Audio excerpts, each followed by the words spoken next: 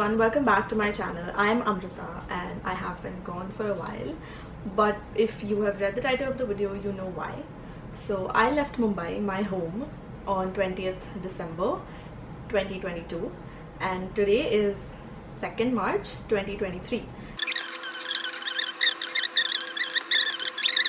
But definitely stick through it because I'm going to talk about a lot of things I learned in my journey and the things that I feel like you should know if you are planning to go to Canada or any country actually. Like, it's not specific to Canada because traveling to another country alone is just the same. I mean, whichever country that you're going, it's the same thing. International travel stays the same. It's just a few things that you need to keep in mind, and I'm going to talk about all of those at the end. I had a lot of issues with my luggage. Like, I did not receive one of my suitcases for like 10-12 days after I landed here. A lot of things happened, so I'm going to talk about all of that at the end of this video. So do stick around and we chat about it in detail.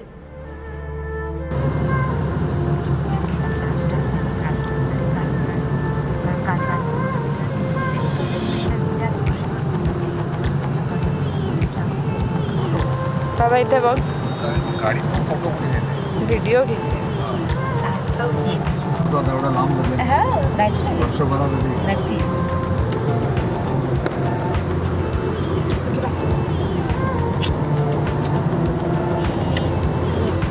मुलं हॉस्टेलमध्ये राहतात की तुमची मुलं हल्ली वर्षभर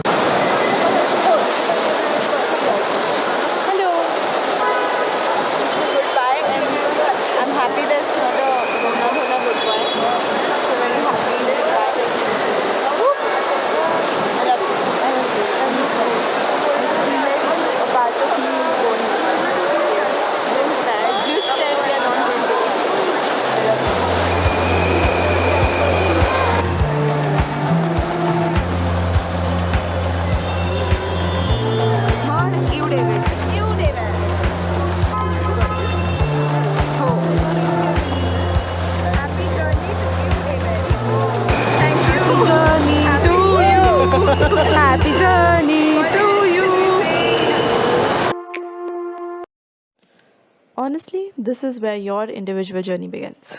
You've just said goodbye to your parents, your family, your friends, all of those people that were with you literally all your life, and now you're going to start something on your own.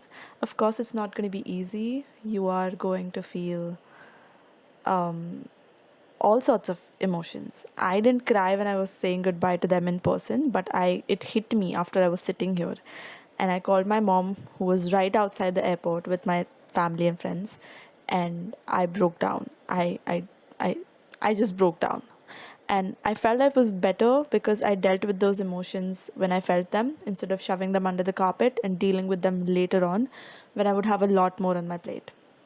So just, it's all right. There's a huge change that you're doing in your life. So talk to the people whom you love. And if you're in the lounge area like me, just try to eat something before you sit on the flight. Anywho, so I'm on my way to the gate, and I finally was very close to sitting in the flight, which got delayed 4 hours, which was supposed to take off at 4:30 when it is pitch dark in Mumbai. It took off at 7:38. So I was really irritated. I was done sitting 6 hours in Mumbai at the airport, already thinking that I've left because I'm not going to meet my family anyway. So I was just processing everything that was going on. I called mom right before my takeoff and I cried again, shamelessly, when the person sitting next to me was literally like, I won't even say a feet away. She was like, she was literally sitting next to me and she was looking at me and I'm sobbing and crying and whatnot. I mean, I don't know. I can't even explain what I felt at that point of time. Of course, now you have to turn your phone to the airplane mode and oh my god, it's a very weird feeling. I don't know. It's not going to be Airtel India anymore. It's going to be something else, Fido or Freedom or whatever. And this animation that you're seeing literally gives you goosebumps because of what it's just going to do. Drum rolls, please. What the fuck? I mean, you're scaring the shit out of a person who's traveling alone, and you're just showing that person that you're literally going to go across the globe so far away from where you and your family used to be. Anyway, so what got me through the flight was this. I mean, not through the flight, through the takeoff was a chewing gum and cotton. If you're like me and you face a lot of ear issues when air pressure issues when the flight is taking off, you are going to need this. So please keep in mind that you have these handy when the flight is going to take off. Now let's just look at this beautiful sunrise. My last sunrise, actually, I did not see a sunrise in the last 2 months because Canada has clouds all the time. Anyway, so I'm saying goodbye to the beautiful city, and I don't know, I don't even know what to say. Like, I don't have the words to explain what this feeling was, because I mean, how can you explain leaving your hometown or leaving the place that you have literally lived all your life?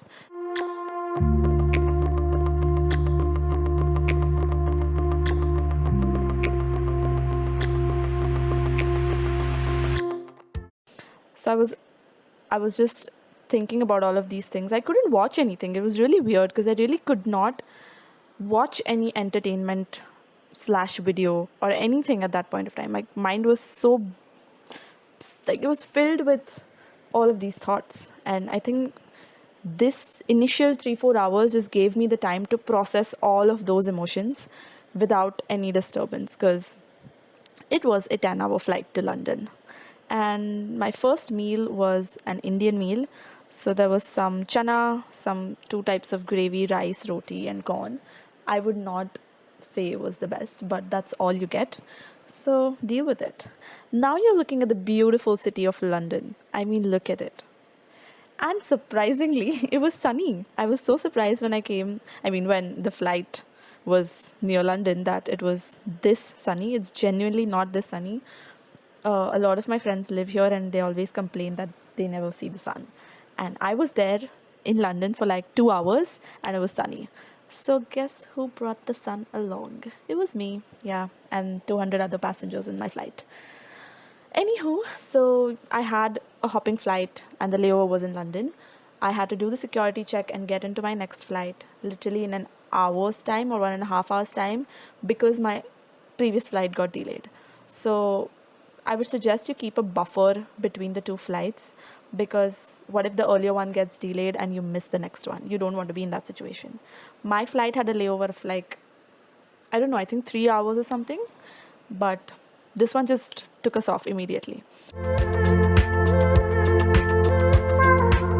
So here we are taking off from London, and by the time I was taking off, I don't know, somehow it was the setting sun.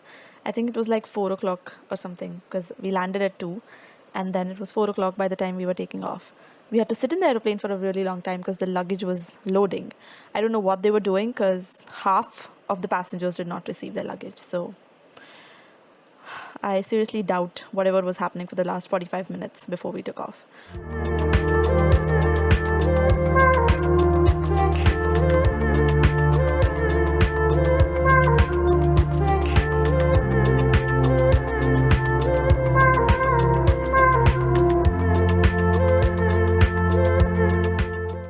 This is what I saw for the rest of the whole flight till the time I reached Toronto. I wouldn't say Toronto, but till the time we entered the Canadian grounds, I was just seeing the sun like this. It was just like this for 6 hours straight. And it was so annoying. I had just shut the window after a while.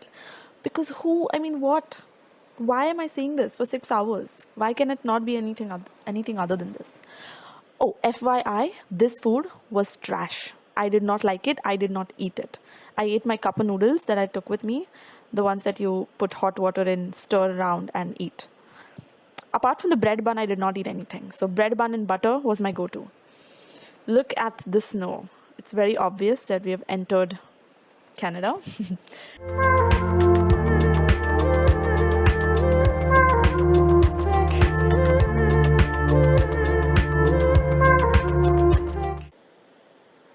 And you can see how beautiful the city looks, because it's just going to be evening. And I hope you guys realize that by now I am traveling for 24 hours, but I have just seen sunrise and sunset 24 hours apart.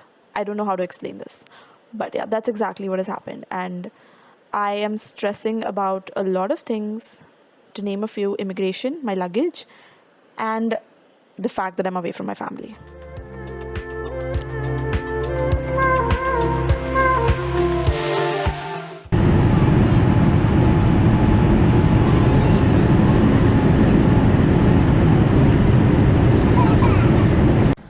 So honestly, by the end of this 24 hours plus journey that I had, I don't even know, I stopped counting after a while.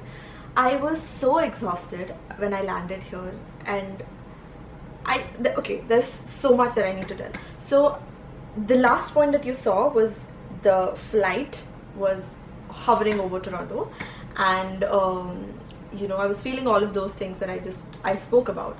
But what I was more scared of is this.